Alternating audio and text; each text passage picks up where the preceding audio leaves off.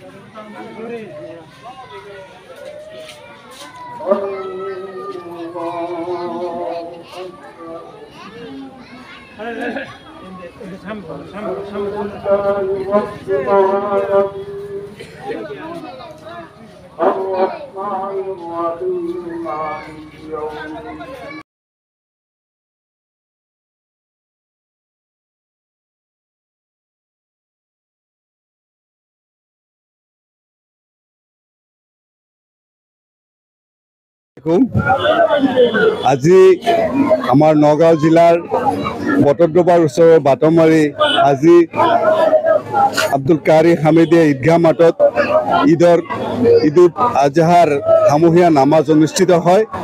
নামাজ খুব শান্তিপূৰ্ণভাৱে অনুষ্ঠিত হয়। হাজাৰ হাজাৰ মানুহ একগোট হৈ সামূহিকভাৱে আমি নামাজ আদায় কৰিছোঁ। অৱশ্যে ডাৱৰীয়া বতৰৰ কাৰণে কিছু ব্যাঘাত হৈছে জনসাধাৰণ অহাত, তথাপিও খুব সৌহাৰ্দ্যপূৰ্ণভাৱে শান্তিপূৰ্ণভাৱে নামাজ আদায় কৰিব পাৰিছোঁ। আৰু নামাজৰ দ্বাৰা আমি পৰম সৃষ্টিকৰ্তাৰ ওচৰত বিশ্ব শান্তিৰ বাবে দোৱা কৰিছোঁ। আমাৰ এই ঈদত কুৰবানী দিয়া হয়। কুৰবানী হৈছে ত্যাগ। গতিকে আমি আমাৰ সৰ্বোচ্চ বিশ্ব শান্তিৰ বাবে, মানৱ জাতিৰ কল্যাণৰ বাবে সৰ্বোচ্চ ত্যাগ কৰিবলৈ আমি সদায়ে সাজু আৰু পৰম সৃষ্টিকৰ্তাৰ ওচৰত